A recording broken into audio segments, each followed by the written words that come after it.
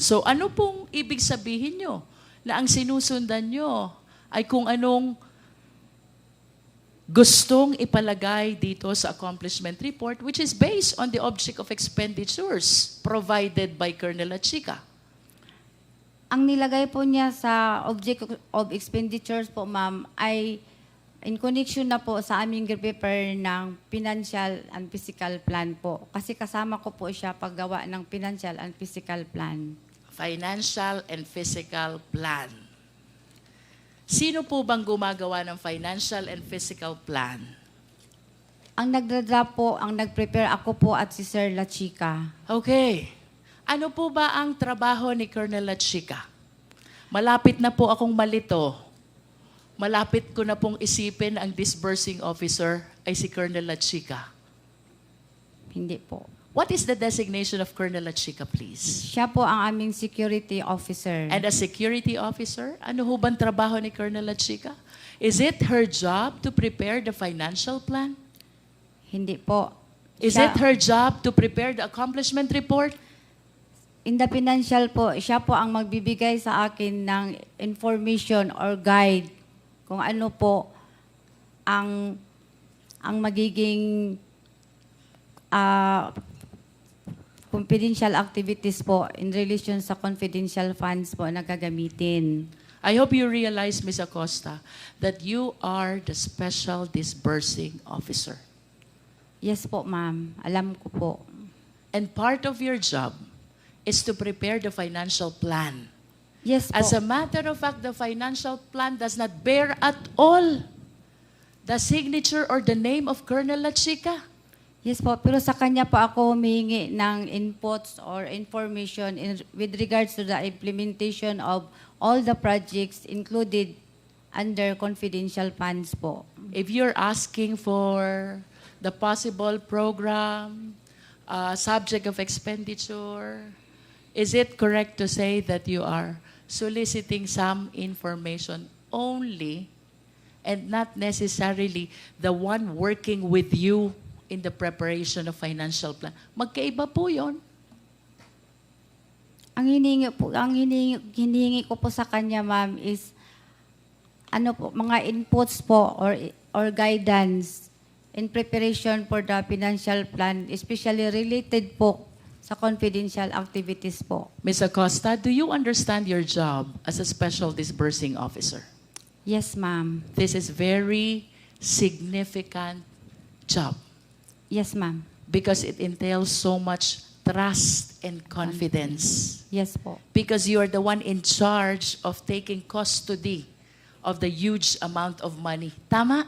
Yes, ma'am. As a matter of fact, to ensure the fidelity of this money, nire-require pa kayo ng fidelity fund, bond. Ban. Tama po ba? Yes, ma'am. Then why do you keep on pointing to Colonel Achika? Kasi siya po ang may alam kung i-implement na po yung mga project under confidential plan funds. Who will be responsible in case this money is misappropriated? Who will be responsible in case this money is lost? Who will be responsible in case this money went to the wrong person? Sino po ba ang magiging responsable? Ako po. Because you are the special disbursing officer and not Colonel Achika.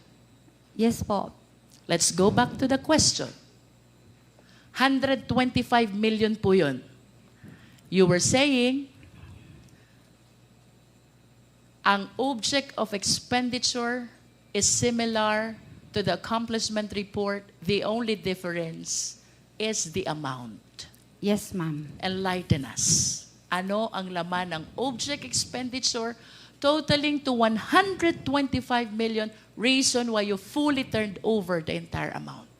Ang laman po ng binigay niya sa akin ng object of expenditures ay yun pong pamaraan kung ano ang ginagawa niya. Can we please be specific? We're talking of huge amount of money, Ms. Acosta. This is 125 million. Of course, you realize the significance of this amount. and being the special disbursing officer, hindi mo ito basta ita-turn over kung hindi mo nakikita na well-tallied yung object of expenditure that you are referring to. Tama ba? Yes, ma'am. Pero may information na po ako na pag natanggap ko ang pera, ibigay ko po sa security officer namin. Even without the object of expenditure? Meron po. Okay, let's go back to your object of expenditure. Kasi ako, Ms. Acosta, if I am the custodian of 125 million and I was directed to turn over this to a certain person, I will be very careful to make sure that whatever's in the list tally to the entire amount of 125 million. Now tell us, ano ang laman ng object of expenditure? Ang laman po ng object of expenditures ay yun pong mga expected expenses sa pagpatupad po ng confidential activities. I know. Can you please state the item? Kanina po, ang sabi nyo, purchase of information, payment of reward. Ituloy nyo po yun. You even said that there's a payment of reward, hindi nasunod yung 10 million. So magkano po ang nasunod? Ito na pong accomplishment report na final, ma'am, yung gi-attach ko po sa liquidation report. Okay. So, are you changing your answer now? Kasi kanina po ang sabi nyo, object expenditure is not yet final. Accomplishment report is final. Yes po. Yes po. So, are you Iba po referring sila. to two different documents, object expenditure and accomplishment report? Yes po, yan po ang Dalawa. gusto kong iparating po. And you were saying, ito na nga po yun. Ano bang ibig sabihin when you said, ito na nga po yun? What do you mean by that? Ang binigay po sa akin ni Sir La Chica, hindi po ganito ang forma, ma'am. Simple lang po, ma'am. Okay. Para basis po ng aking release ng pera Let me para go sa back kanya, to your ma'am. answer a while ago. Ang sabi niyo po kanina, Ms. Acosta, parehas ang items, the only difference is the amount. Opo, pero hindi po ganito, ma'am. Simple lang po, ma'am. Yes. Enlighten us. Magkano ang nakalagay sa purchase of information?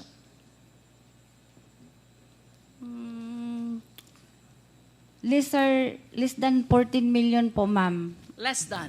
Opo. Can't you remember the amount? 12 million po. 12 million. Payment of reward. Ito po yung 8 million, ma'am. 8 million. Rentals.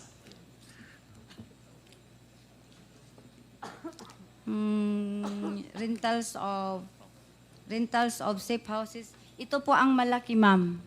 How much? Ito na po ang amount na nabigay niya sa akin doon sa kanyang How much, Ms. Acosta? 16 million po. 16. Opo. Purchase of supplies. Malaki po ito, ma'am. Nagiging 37 po. 37. Payment of incentives. No. Provision of medical and food aid. Di ko na ito maalala, ma'am. I'm sorry po, ma'am. Basta Hindi mo maalala. Basta yung tinali Payment po. of incentive. 11 po. 11. Would you know whether this amounts would total to 125 million exactly? Yes, ma'am. Gitotal ko po yun, ma'am. 120 million po. You were able to check if the items and the amounts provided in the object of expenditure total to 125 million. You checked that? Yes, ma'am. Okay.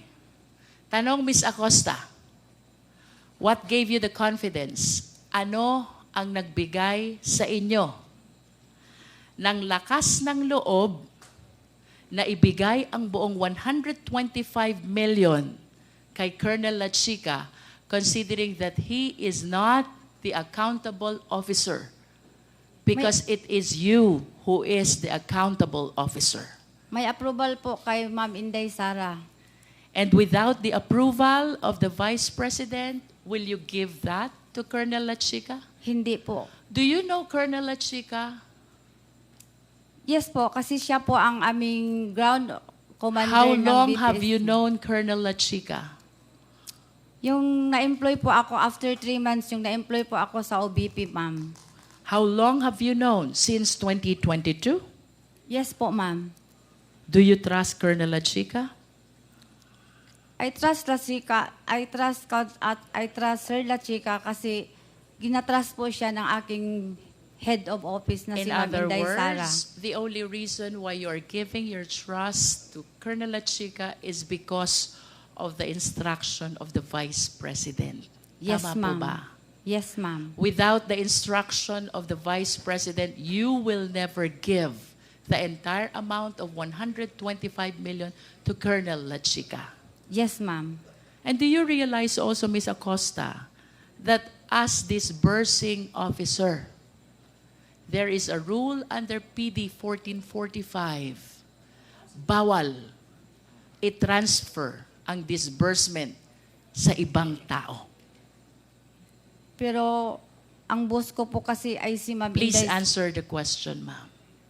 Yes, Under PD 1445, unauthorized transfer of disbursement is prohibited. Are you aware of that? yes, ma'am. And what you did is an unauthorized transfer. Tama po? Yes po, ma'am, pero may... In other words, you are liable for the unauthorized transfer of that money which is due for your disbursement. Tama po? Tama po, ma'am. Pero, Are you aware also na kung ito pong perang ito ay mapupunta sa mga hindi matitino na government officials at gagamitin for purpose other than its confidential purpose, you can be held liable for yes, po. malversation of public funds by negligence. Yes, alam ko po, ma'am. Pero nanaig po ang aking belief na may trust po ako kay La Chica dahil po authorized po siya ni Ma'am Sara Duterte. And are you aware also that what Colonel La Chica did is he usurped Ano po? your authority as special disbursing officer?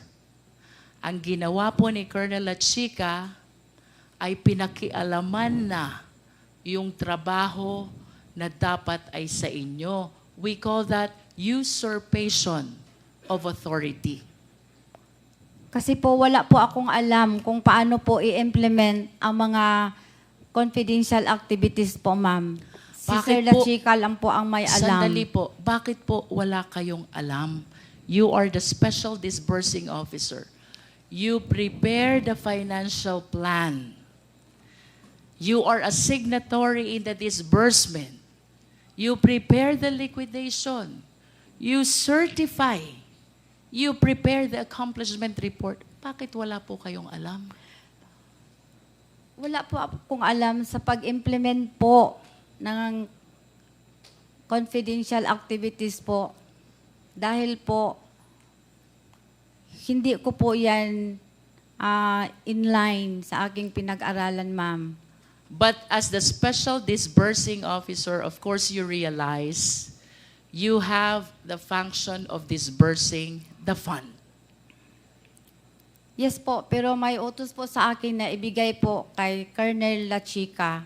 Kasi siya po ang expert, siya po ang may kaalaman kung paano po i-achieve ang mga confidential activities na safely and hindi po magulo. Would you know, Ms. Acosta, kung saan po dinala ni Colonel La Chica yung 125 million?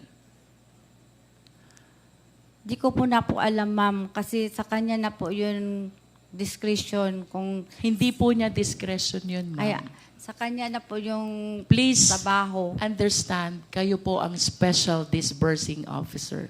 You're supposed to be the person doing the payment of this amount to various payees. Hindi po ito discretion ni Colonel La Chica, ma'am. Do you understand? Yes, ma'am. Ano nga po ulit trabaho ni Colonel La Chica? Siya po ang Head. ng aming BPSPG at siya po ang inatasan as security officer po ng Office of the Vice President. And of course, you will agree with me, iba po ang trabaho ng security officer sa trabaho ng special disbursing officer. Tama po ba? As a matter of Yes, fact, iba kaya po. po kayo'y banded. Kaya po kayo nire-require ng Fidelity Fund is Yes. to take care of these public funds. Si Colonel Lachica po ba? Covered po ba siya ng Fidelity Bond? Hindi po, ma'am. I don't think so because it's not part of his job to disburse public funds. Pero siya po ang may alam, ma'am, lalo na pag-implement sa mga confidential activities po, ma'am. Just like surveillance and monitoring po. Kung okay po pa dyan, itayo, example, yung satellite office. Even when he is aware of the implementation of the surveillance activities, you, as a special disbursing officer, should be the one actually paying all the recipients. Do you understand, Ms. Acosta? I understand po, ma'am. Then why did you give all the money to Colonel Lachica? Because po may utos po si Ma'am Inday Sara na sa kanya ko po i-release. Kasi siya po ang nakakaalam kung paano po i-implement ang mga programs and activities in line po sa confidential fund. Siya Okay. po ang mag-survey, surveillance and monitoring po. Sa kanya po yun, wala po akong alam. Ms. Acosta, I hope you realize that it is incumbent upon you as the special disbursing officer to know all the recipients of the entire 125 million. And it is totally wrong to say na wala kayong alam. Because in the first place, trabaho nyo po to disburse these funds to the various number of recipients. Let us proceed to liquidation report. Secretariat, kindly flash the liquidation report.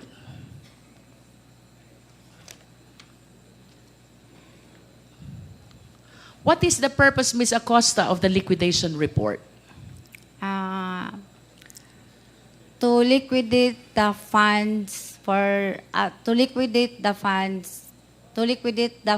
granted on confidential funds po. Ililiquidate po. Ililiquidate, and by liquidate, we need to gather proof that indeed the entire amount was utilized for the intended purpose. Tama po ba? Tama po. What is your participation in this liquidation report?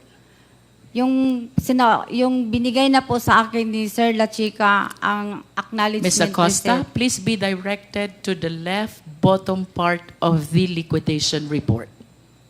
Correctness of the above data po, ma'am. Do you understand what that means? Yes po, ma'am. Ano pong ibig sabihin nun?